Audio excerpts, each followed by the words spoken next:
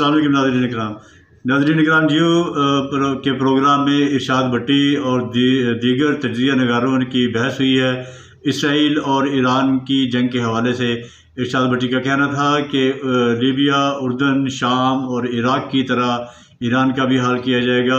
और फिर उसके बाद पाकिस्तान की भी बारी आ सकती है। आइए पहले ये वीडियो देखते हैं, फिर इस पर बात करते हैं। ओके, और मेरी तो दुआ है कि ऐसा ना हो, लेकिन ये ठीक बात है कि लीबिया, शाम, इराक़ सब कीमत भुगत चुके जोरी सलाहियत हासिल करने की ख्वाहिश की, और ये इसलिए नहीं कर पाए क्योंकि इसराइल को इस खित्ते में कोई इस्लामी जोहरी या इस्लामी एटमी क़ुव्वत जो उसके इर्द गिर्द हो वो काबिल कबूल नहीं है। और ज़ाहिर है तो जिसने भी इस तरह की कोशिश की उसने संगीन नताइज भुगते। दूसरा, अमेरिका, बरतानिया, यूरोप, इसराइल ये तो हैं ही इस हक़ में कि ईरान के पास जोरी सलाहियत नहीं होनी चाहिए, लेकिन जो ईरान के इर्द गिर्द उसके अरब ममालिक हैं ये भी नहीं चाहते कि ईरान के पास कोई जोरी सलाहियत हो या ईरान एटमी क़ुव्वत बने, तो लिहाजा हासिल इसके पास नहीं होनी चाहिए और इसको हासिल नहीं करनी चाहिए। एक ये भी बड़ा अलार्मिंग है। तीसरा, मामला सिर्फ गो के यूरेनियम का ही है, जोरी सलाहियत का ही है, लेकिन इससे आगे भी चीज़ है कि अगर जोरी सलाहियत रखता है ईरान, इस तरफ जाता है, तो फिर तो ज़ाहिर है हमला होगा, फिर तो सारी चीज़ें इसको बाज रखने के लिए एक होगी। और ट्रंप साहब जैसे मज़हर साहब कह रहे हैं कि वो पूरी दुनिया में अमन का कर रहे हैं और अमन के दाई बने हुए हैं और अमन की बात कर रहे हैं, तो वो फिर इस तरह करेंगे कि मैंने दुनिया को एक बड़ी तबाही से बचाया है, मैंने एक इंतहा पसंदों के हाथों जो एटमी क़ुव्वत है उससे लोगों को बचाया, पूरे खित्ते को बचाया है, और मैंने एक बड़ा अहम काम किया है और बड़ा कमाल का काम किया है, तो फिर वो इस तरफ चले जाएंगे। और अगर जोरी सलाहियत नहीं रखता ईरान, तो फिर ईरान क्या होगा? फिर इसराइल के लिए ईरान बन जाएगा फ़लस्तीन, शाम, इराक़, उर्दन, यानी एक टर्न वाला। और फिर यहाँ बात रुकेगी नहीं, फिर अगला मरहला होगा ईरान से इस्लाम पसंदों का खात्मा और सो कॉल्ड मगरबी जमहूरियत लाना,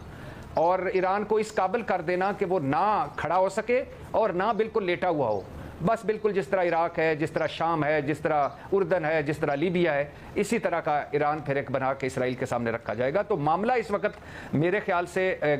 वो के पहले इनडायरेक्ट या छोटे मोटे हमले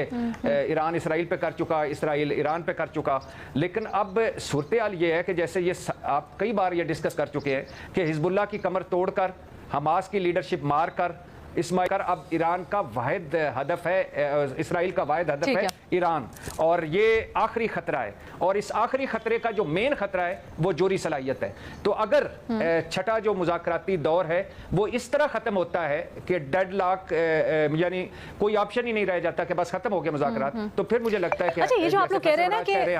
ये जो आप लोग कह रहे हैं ना कि मुज़ाकरात से सब कुछ जोड़े हैं, मोटिव बड़ा इंपॉर्टेंट है। फैसल, क्या आपको लगता है ईरान का फिर रिएक्शन क्या होगा अगर इस तरह से ब्लैकमेल करने के लिए सारी की सारी बात हो रही है? ईरान घुटने टेक देगा, डील कर लेगा इस ब्लैकमेलिंग के नतीजे में, या फिर ईरान रिटेलिएट करेगा और उसका रिस्पांस ये होगा कि मैं डील नहीं करता और रिस्पांस उसका सख्त होगा?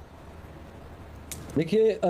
ये एक अपहिल बैटल है और इसमें वो जीतेगा जो सबसे लंबी रेस का घोड़ा है, और इस लड़ाई में लंबी रेस का घोड़ा ईरान है। इसराइल के पास वक्त बहुत कम है क्योंकि अक्टूबर में और अप्रैल में उसने S-34, S-300 उनके एयर डिफेंसेस को तबाह कर दिया था। अब उसके पास छोटी सी एक विंडो है चंद महीने की, जब तक ईरान अपने डिफेंसेस रिपेयर नहीं कर लेता तब तक उसके पास टाइम है कि वो जितना जल्दी हो सके एक डिसाइसिव अटैक कर ले। जैसे ही अगले चंद महीनों में ईरान ने अपने डिफेंसेस को फिल कर लिया, फिर ये विंडो खत्म हो जाएगी या फिर और छोटी हो जाएगी, कम से कम ये कि वो विंडो नैरो हो जाएगी। अच्छा, जैसे कि मैंने हिस्ट्री का आपके सामने रख के बताया कि ये पॉसिबल ही नहीं है कि ईरान को एटमी सलाहियत हासिल करने दें, वो यूरेनियम को वेपन ग्रेड तक जाने दें। इस वक्त जितना 60% यूरेनियम के साथ भी, तो they are still on the point कि जहां पर उनके पास एक एटमी सलाहियत है, 90 तक जाएंगे तो वो सलाहियत स्मार्ट हो जाएगी। अच्छा, ईरान को अब रोकना नामुमकिन है, ये भी आप लिख लें बात, क्योंकि अगर 20% से ऊपर कोई मुल्क चला जाता है तो उसका मतलब है कि उसके साइंसदान, उसके स्टूडेंट्स, उसके पास कैपेबिलिटी, उसकी लेबॉर्ट्रीज इस हद तक आ गई हैं कि अब आप उसको कुछ भी कर दें, अब वो दोबारा इस मुकाम तक चला जाएगा। हाँ, उसको चंद साल और लगेंगे, लेकिन वो दोबारा इनरिचमेंट कर लेगा। अगर ईरान को रोकना है तो इनको रजीम चेंज करना पड़ेगी, उसके ऊपर कब्जा करना पड़ेगा, और उसके ऊपर हैवी बम्बारमेंट और बहुत ज़्यादा बड़े हमले करने पड़ेंगे, जिसके लिए कि हथियार इसराइल के पास नहीं है। इसराइल के पास जो हथियार हैं वो F-35 के जरिए या अपने मिसाइलों के जरिए अगर अटैक करता है तो उसके पास तो, इन तैयारों के पास तो इतना फ्यूल ही नहीं है कि वो ईरान तक आकर वापस भी जा सके। अच्छा। क्योंकि F-35 की भी हम बात करें तो ज़्यादा से ज़्यादा वो 1000 किलोमीटर तक रिफ्यूलिंग के बगैर चले जाएंगे, लेकिन ईरान के तेहरान के पास आके अगर वो बमिंग करने का प्लान करते हैं या आप छोड़ें, वो इराक में रहकर भी इसके ऊपर बमिंग करने की कोशिश करते हैं, जैसा कि उन्होंने पहले किया था। तो वो भी 1000 किलोमीटर दूर है, तो 1000 किलोमीटर आना और फिर वापस जाना, तो इतना तो उनके पास फ्यूल ही नहीं है, वो रीफ्यूलिंग के बगैर। यानी सादार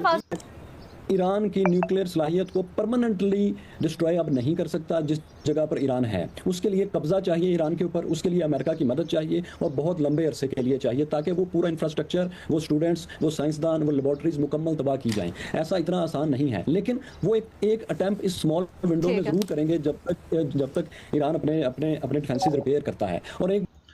नाज़रीन किराम, जिस तरह यूरोपीय ममालिक और अमेरिका इसराइल का साथ देने की बातें कर रहे हैं, इसी तरह मुसलमान ममालिक को, मुस्लिम कंट्रीज़ को चाहिए कि वो इत्तेहाद करके मुत्तहद होके इस शैतानी कुव्वत का मुकाबला करें और इसराइल को जो है वो